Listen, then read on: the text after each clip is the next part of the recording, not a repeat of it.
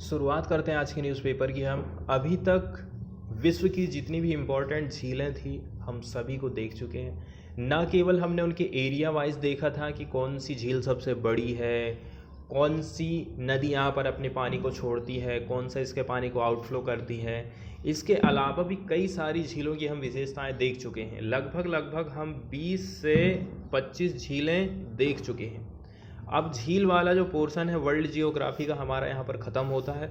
अब चालू होता है विश्व के जितने भी इम्पॉर्टेंट द्वीप हैं ना, उनके बारे में हम देखेंगे। तो सबसे पहले हम देख रहे हैं ग्रीनलैंड के बारे में, ठीक है, जो कि डेनमार्क के अंतर्गत आता है। और ये जो ग्रीनलैंड है ना, एरिया के हिसाब से आप देखोगे तो सबसे बड़ा द्वीप माना जाता है वर्ल्ड का। और ये आर्कटिक सर्किल जो है ग्रीनलैंड से होकर के गुजरता है। कहाँ पर? इसके साउथ वाले हिस्से से। नॉर्थ अमेरिका इसके किधर पर पड़ता है? नॉर्थ अमेरिका इसके पड़ेगा पश्चिमी वाले साइड में, दक्षिण पश्चिम वाले साइड में पड़ता है नॉर्थ अमेरिका। और इस तरफ से फिर लग जाता है आपका यूरोप, ये डेनमार्क बताया गया है, इसके साइड में ये आइसलैंड बताया गया है। तो पहला जो नक्शा मैं आपको दिखाया था ना, वो बताता है पूरे वर्ल्ड में कहाँ पर उसकी लोकेशन पड़ती है। सेकंड जो मैप आप देख रहे हैं, ये मैप आपको बताता है कि कौन कौन से मेजर सी इसके आइट साइड में स्थित हैं, ठीक है। सबसे पहले आप डायरेक्शन निर्धारित कर लीजिए, ठीक है। नॉर्थ साउथ, ये ईस्ट हो गया और ये वेस्ट हो गया। देखो अब हम बात करते हैं डेनमार्क स्ट्रेट। डेनमार्क की स्ट्रेट इसके किधर पर पड़ेगी? इसके पड़ेगी पूरब और साउथ वाले हिस्से की तरफ, और साउथ में ही पड़ता है नॉर्थ अटलांटिक ओशियन। यदि आप इसके ग्रीनलैंड के किधर जाओगे, पश्चिम और दक्षिण की तरफ पे, तो पड़ेगा डेविस स्ट्रेट, ठीक है। और यदि आप ऊपर की तरफ चलते जाओगे पश्चिम और नॉर्थ की तरफ में, तो बेफिन बे पड़ती है, ठीक है। और ये देख रहे हैं आप, ये है ग्रीनलैंड सी। ग्रीनलैंड सी किधर पे पड़ जाएगा? इसका वाला पूर्वी हिस्सा और नॉर्थ वाला हिस्सा। तो इतने एरिया में इस तरफ आप देख रहे हैं ये ग्रीनलैंड सी स्थित है। अब इसके कुछ मैन फैक्ट देख लेते हैं और यहाँ से ग्रीनलैंड अपना ख़त्म हो जाएगा। सबसे पहला जो मेजर बड़ा फैक्ट है वो ये है कि इसका जो एरिया है कितना है? 21,66,086 वर्ग किलोमीटर का, ठीक है। 8,36,330 स्क्वायर मील यदि कहें तो, ठीक है। कहा जाता है कि 80% लगभग ये जो है बर्फ़ से ढका हुआ है, और ये विश्व का लार्जेस्ट आइलैंड है। कैसा आइलैंड? नॉन कॉन्टिनेंट, ठीक है, जो कि किसी भी कॉन्टिनेंट में स्थित नहीं। इसकी लोकेशन कहाँ पर है? अटलांटिक ओशियन और आर्कटिक ओशियन के बीच में है। यदि आप इसके फिजिकल मैप को देखोगे ना, तो इसकी जो कोस्ट लाइन है वो रग्ड है, ठीक है। रग्ड मतलब होता है ऊबड़ खाबड़। हमें माउंटेनियस भी देखने को मिलता है, and for the most part barren. और ज़्यादातर जो ज़मीन है यहाँ की कैसी है? बैरन। बैरन मतलब होता है बंजर ज़मीन है। The land then rises to sloping ice cap that cover 81% most of the island. और इसके बाद आप देखोगे तो फिर पूरी आइस से ये ढका हुआ एरिया है। अब यहाँ पर बताया जाता है in places that ice has been measured at more than 11,000 feet, मतलब 3,350 मीटर थिक, काउंटलेस मतलब mostly small rocky island ring the coastline centre to south, and much like Norway fjord are plentiful. आगे कुछ बातें इस प्रकार से बताई जाती हैं कि जैसे जैसे इसका बर्फ ग्लोबल वार्मिंग के चलते चलते हटते जा रहा है ना, तो ऐसा लग रहा है कि ये भी और द्वीपों से मिलकर बना है। क्योंकि 2002 में जब ऐसा आइस मेल्टिंग हुआ था ना, तो एक जो द्वीप है ना, आइलैंड है, वो इसी से निकल के आया था। एक बात और हमें ध्यान रखना है, यहाँ का जो हाईएस्ट पीक है ना, वो कौन सा है? ये आप जो ट्राइंगल देख रहे हैं ना, डेनमार्क स्टेट के जस्ट साइड में, ये है गनजॉर्न। जो पीक है यहाँ का हाईएस्ट पीक माना जाता है। और हमने कहा था ना कि ये दो ओशियन के बीच में स्थित है। तो ये आप देख रहे हैं, ऊपर में आर्कटिक ओशियन है और नीचे अटलांटिक ओशियन है, और ये है ग्रीनलैंड द्वीप। तो इसके ऊपर में हो गया कौन सा, आर्कटिक, और नीचे हो गया अटलांटिक। दोनों आइलैंड, दोनों ओशियन के बीच में इसकी लोकेशन। इसमें एक बात और बताई जाती है कि जो ग्रीनलैंड है ना, वो अपनी मैरीटाइम बॉर्डर को, मतलब समुद्र की जो बॉर्डर है वो किस किस के साथ में शेयर करता है, कनाडा, आइलैंड और नॉर्वे के साथ में शेयर करता है। इसको हम अब मैप में देख लेते हैं। तो ये रहा ग्रीनलैंड का मैप, ठीक है। ये वाला जो ग्रीन कलर आप देख रहे हैं ये कनाडा है, ये आइलैंड है, और इस तरफ यदि आप जाओगे ये, तो ये पड़ जाता है आपका नॉर्वे। तो ये तीन के साथ में अपनी बॉर्डर को, मैरीटाइम बॉर्डर को शेयर करता है आइलैंड, नॉर्वे, और इस तरफ जाओगे तो कनाडा। इसके अलावा यहाँ पर बताया जाता है जियोग्राफिकली यदि आप देखोगे तो ग्रीनलैंड कहाँ पर लोकेटेड है, वो है नॉर्थ अमेरिका की टेक्टोनिक प्लेट पर स्थित है, जो कि ड्रिफ्ट हो रही है किधर, ऊपर की तरफ। इसलिए ये क्या है ना, नॉर्थ अमेरिका से अलग होते जा रहा है, ठीक है। The mantle hotspot responsible for forming island and causing its volcanic activity was once under glacier. बताया जाता है इसकी उत्पत्ति का रीजन आखिर क्या है। इसके अलावा यहाँ की कुछ कुछ बातें बताई जाती हैं कि यहाँ के लोग आखिर करते क्या हैं। तो यहाँ बताया जाता है कि लोग झींगा पालन करते हैं, इसके अलावा मछली पालन करते हैं, यही मेन इनका काम है। इसके अलावा ग्रीनलैंड के बारे में एस्टिमेशन लगाया जाता है कि यहाँ की जो पॉपुलेशन है 57,616 लोग यहाँ रहते हैं। 90% जो लोग हैं वो ग्रीनलैंडिक हैं, 8% डेनिश हैं डेनमार्क के, और रेस्ट जो बचे हैं वो नॉर्डिक हैं, एंड अदर भी यहाँ पर लोग रहते हैं। इसके बाद हम चलते हैं पीआईबी की तरफ और दो न्यूज़ को देख लेंगे। पीआईबी में दो इम्पोर्टेंट न्यूज़ आई थी, एक है न्यूट्रिशन स्मार्ट विलेज और दूसरी आई है mineral conservation and development amendment rules 2021। तो सबसे पहले हम इसी को देखेंगे जिसको हिंदी में कहते हैं खनिज संरक्षण और विकास संशोधन नियम 2021। सरकार ने इसको आखिर लाई क्यों है, इसके बारे में हम देखेंगे। पहले एक नियम चलता था, कौन सा, खनिज संरक्षण और विकास अधिनियम 2017 चलता था पहले। अब इसको सरकार चेंज करना चाहती है। तो सरकार आखिर क्या चाहती है, खनिजों का संरक्षण प्राप्त हो जाए, व्यवस्थित और वैज्ञानिक तरीके से हम खुदाई कर सकें। इसके अलावा देश में खनिज के जो विकास है और पर्यावरण की भी सेफ्टी को हमको देखना है। इस संबंध में नियम उपलब्ध कराने के लिए MCDR को खान और खनिज विकास और विनियम अधिनियम 1957 की धारा 18 के तहत ये सारी चीज़ें बनाई गई हैं, मतलब इसके जो रूल्स हैं ना उनको।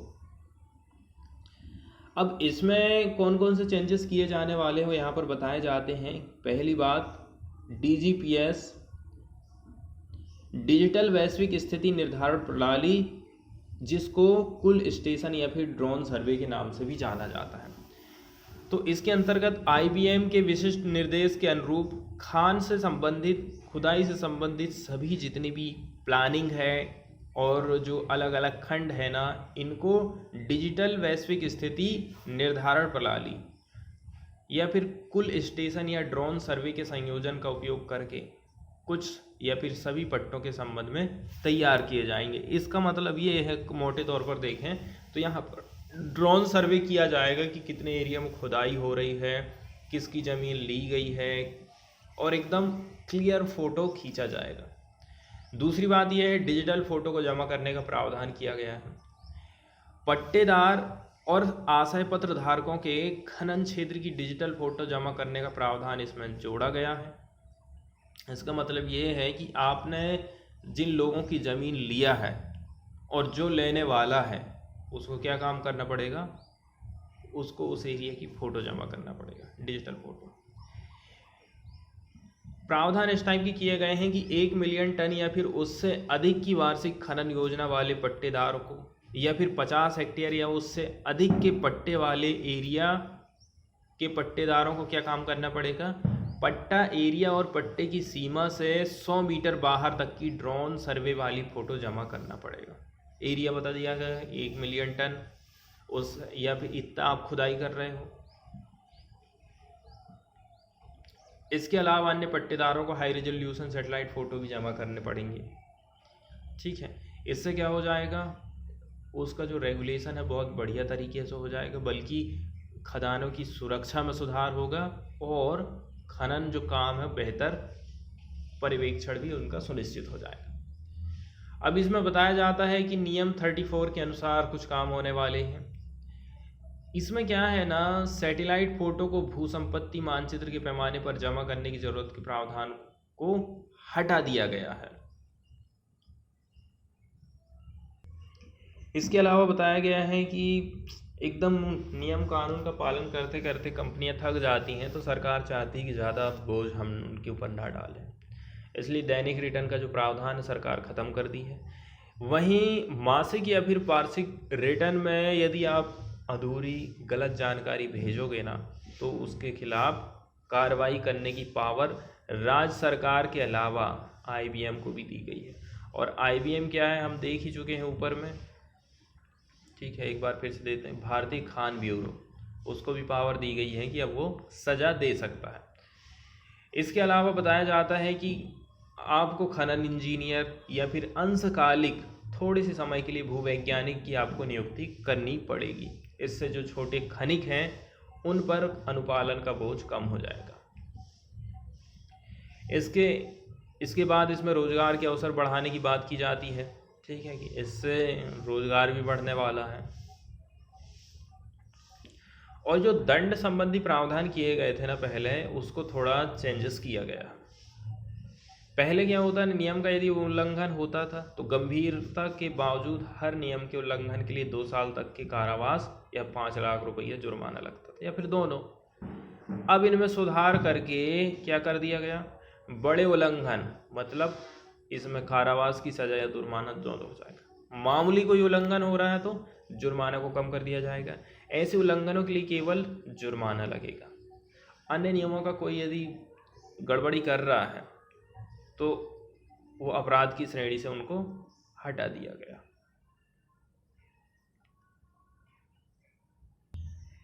एक बात और यहाँ पर इम्पोर्टेंट हो जाती है, वित्तीय बीमा या फिर परफॉर्मेंस सिक्योरिटी को जब्त करना। अब सरकार कह रही है कि 4 दिन हो गए हैं, आपको अपनी खदान बंद करना है।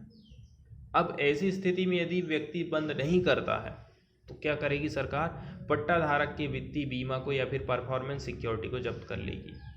इसके अलावा बीमा की राशि को मौजूदा 3 लाख और 2 लाख कर दिया गया। श्रेणी और 2 कैटेगरी में A और B में इनको बांटा गया है, अलग अलग कैटेगरी खदान होता है। बीमा की राशि को मौजूदा 3 और 2 लाख रुपए से बढ़ा करके 5 लाख और 3 लाख रुपए कर दिया गया है। इसके बाद PIB की जो सेकंड न्यूज़ है वो न्यूट्रिशन स्मार्ट विलेज से लेकर के है, ठीक है। तो इसके तहत क्या है, सरकार चाहती है, हम जो अभी पोषण स्कीम चला रहे हैं, पोषण अभियान चला रहे हैं, ताकि जो गरीब और कुपोषित बच्चे हैं, जो माताएं हैं जो अपने बच्चे को जन्म देती हैं, उनके लिए जो स्कीम हम लाए हैं उसको हम कैसे करके और ज़्यादा इंक्रीज़ कर सकते हैं, उसको कैसे हम सपोर्ट दे सकते हैं, बढ़ावा दे सकते हैं। तो इसके लिए सरकार ने न्यूट्रिशन स्मार्ट विलेज लाने की एक स्कीम बनाई है। तो इसके तहत क्या है, न्यूट्रिशन स्मार्ट विलेज पर एक कार्यक्रम होने वाला है। इस नई जो पहल है इसका उद्देश्य है all India coordinated research project on women in agriculture के नेटवर्क के माध्यम से भारत के 75 गांवों तक पहुंच कायम करना है, जो भुवनेश्वर स्थित संस्थान के साथ समन्वय के अलावा भारत के 12 राज्य और 13 केंद्रों में काम करने वाले हैं। अब बताते हैं इसके उद्देश्यों के बारे में। तो इसका उद्देश्य क्या है, कुपोषण को दूर करने के लिए लोकल जो लोग खाना बनाते हैं, लोकल जो वहाँ की चीज़ें हैं, कई प्रकार के व्यंजन बनाते हैं ना, उनके माध्यम से पारंपरिक ज्ञान का यूज़ करना है। दूसरी बात, घरेलू कृषि और न्यूट्री गार्डन के माध्यम से पोषण से संबंधित कृषि को लागू करने के लिए कृषि से जुड़ी महिला, स्कूली बच्चे को इनको शामिल करना है। ग्रामीण इलाकों में पोषण के प्रति जागरूकता लाना है, शिक्षा और व्यवहारगत बदलाव लाना है। इसका मतलब ये है आप घर में ही अच्छी चीज़ें उगाइए, घर के पीछे की जो ज़मीन रहती, खाली बाड़ी रहती, वहाँ पर आप उगा सकते हैं। सबको इसमें शामिल किया जा रहा है, महिलाओं को, बच्चों को। इसके अलावा बताया गया है कि यहाँ पर जागरूकता का अभियान फैलाया जाएगा और क्षेत्रीय गतिविधियाँ इसमें आयोजित की जाएंगी। कुपोषण मुक्त गांवों का लक्ष्य हमको हासिल करना है। इसके लिए पोषण अभियान को मजबूत देने के लिए न्यूट्री विलेज, न्यूट्री फूड या फिर न्यूट्री डाइट या फिर न्यूट्री थाली आधारी की अवधारणा पर जोर देने के लिए व्यापक जागरूकता अभियान और क्षेत्रीय गतिविधियां आयोजित की जाएंगी। इसके अलावा जीवन के जितने भी एरिया हैं इसमें महिला किसानों के कानून अधिकारों के प्रति उनको जागृत किया जाएगा कि आप समझो आपके अधिकार क्या क्या हैं। इसके बाद इम्पोर्टेंट न्यूज़ यदि आप देखोगे ना तो फ्रंट पेज से वो आई है COP26 के बारे में। इसमें बताया गया है कि जिस हिसाब से अमीर देशों को पैसों की मदद करना चाहिए विकासशील देशों को, क्योंकि आप लोग तो इंडस्ट्री में इतने आगे बढ़ चुके हो, आप बहुत ज़्यादा उत्सर्जित कर चुके हो, और जब गरीब देशों की बात आती है तो आप उनको कहते हो कि आप भी कम करो, हम भी कम करेंगे। उनको कुछ छूट देना, छूट नहीं दे रहे हो तो फिर आप पैसे से मदद करिए। उसमें जो निर्धारित रकम की गई थी कि हम हर साल इतना गरीब देशों को पैसा देंगे, उतना पैसा उनको देना चाहिए। तो सबसे पहले COP के बारे में हमको समझना है। कॉन्फ्रेंस ऑफ पार्टीज जिसको हम कहते हैं, और शॉर्टकट में कहें तो COP, ये क्या है, UNFCCC के अंतर्गत आता है। इसका गठन 1994 में किया गया था और इसकी जो स्थापना है किसकी, UNFCCC की स्थापना वायुमंडल में ग्रीन हाउस गैसों की जो सांद्रता है उसको हमें कम करना है, स्थिर करना है, इसकी दिशा में इसकी स्थापना की गई थी। UNFCCC का सर्वोच्च निर्णय लेने वाली बॉडी कौन है, वो है COP। अब इसमें जो जिम्मेदारी इसको सौंपी गई थी वो क्या क्या है, जलवायु परिवर्तन को कम करने के लिए उपाय खोजना है, जलवायु परिवर्तन के लिए के प्रभाव के लिए अनुकूल तैयारी में आपको सहयोग भी देना है, और जलवायु परिवर्तन से संबंधित शिक्षा, ट्रेनिंग और जन जागरूकता को भी हमको बढ़ावा देना। बैठक की बात करें ना तो COP सदस्यों द्वारा वर्ष 1995 से हर साल इसकी बैठक होती रहती हैं। UNFCCC में भारत, चीन और अमेरिका सहित 198 देश शामिल हैं। यदि इसके अध्यक्ष की बात करें ना तो COP का जो अध्यक्ष का कार्यालय आमतौर पर 5 संयुक्त राष्ट्र क्षेत्रीय समूहों, किसमें अफ्रीका, एशिया, लैटिन अमेरिका और कैरिबियन और मध्य पूर्वी यूरोप और पश्चिमी यूरोप और अन्य के बीच चक्रीय रूप से घूमते रहता है। ठीक है, इसका मतलब ऑफिस हम कहाँ रखेंगे, तो ये यहाँ बताया गया है कि एशिया, अफ्रीका, लैटिन अमेरिका। यहाँ पर अध्यक्षता आमतौर पर उस देश के पर्यावरण मंत्री के द्वारा की जाती है। COP26 की जो बैठक हुई थी उसमें मेन फोकस ये किया गया था कि हमको कैसे भी करके जो पेरिस समझौता हुआ था 2015 में, तो उसमें जो हुआ ज़रूर था, लेकिन सब अपने अपने मन से किए थे कि हम इतना कम कर देंगे, कोई कह रहा हम इतना कम करेंगे, लेकिन उसमें बाध्यता नहीं थी। ठीक है, सब अपने मन से ही कम कर रहे थे सब लोग, क्योंकि कोई भी देश हो वो चाहता है कि भाई हमारे देश का विकास भी हो और हम थोड़ा बहुत पर्यावरण को भी कंट्रोल करें, लेकिन वो विकास को छोड़ना नहीं भूलते। तो COP26 में जो बैठक हुई थी उसमें मेनली फोकस किया गया था कि हमको ग्लोबल नेट जीरो, ठीक है, इसका मतलब ये है जितना आप प्रोडक्शन कर रहे हो, इमिशन कर रहे हो, उतना ही आपको सोखना भी है। दूसरी बात ये है आपको 1.5 डिग्री सेंटीग्रेड टेम्परेचर पृथ्वी का मेंटेन बना करके रखना है, और जो नेट जीरो इमिशन है वो 2050 तक आपको प्राप्त करना है। ठीक है, ताकि आपका जो 1.5 डिग्री वाला वार्मिंग जो लिमिट है ना वो आपको प्राप्त हो सके। इसके अलावा to reach this target by 2030 country will need to phase out coal, invest in renewable energy, curtail deforestation and switch to using electric vehicle. Main जो मुद्दे हैं, मेन जो उसका जो सार तत्व है ना बैठक का, वो यहीं पर मैंने बता दिया हूँ आपको। कोयले में आपको कटौती करना है, रिन्यूएबल एनर्जी की तरफ आपको जाना है, जैसे सौर ऊर्जा की तरफ आपको बढ़ना है, पवन ऊर्जा की तरफ बढ़ना है। इसके अलावा वृक्षों की कटाई को आपको रोकना पड़ेगा और इलेक्ट्रिक व्हीकल की तरफ आपको मूव होना है। आगे बात बताई जा रही न्यूज़ में कि इसमें जो पैसे का निर्धारण किया गया है कि इतना पैसा गरीब देशों को अमीर देशों की तरफ से दिया जाएगा, वो सफिशिएंट नहीं है। 100 बिलियन एनुअली देने की बात की जा रही है बाई 2020 तक। किन्ने की हैं ये घोषणा, ये किए हैं United State, Canada, several countries of European Union कई सारे देश हैं, इसमें ब्रिटेन शामिल है और other have dragged their feet on commitment to provide $100 billion annually by 2020। इसके अलावा ये वाली जो न्यूज़ है ना, इस भारत ने क्या क्या घोषणाएं की थी COP26 में, उसके बारे में है। ये तो हम कई बार रिपीट कर चुके हैं, उसको हम नहीं देख रहे हैं। हम देख रहे हैं कि मेनली जो इसकी कमी है, जिस कारण से देश काम अच्छे से नहीं कर पा रहे हैं, उस पर हम ज़्यादा फोकस कर रहे हैं। इसका हम ड्राफ्ट डॉक्यूमेंट की बात कर रहे हैं, इसका देशों ने स्वागत किया है।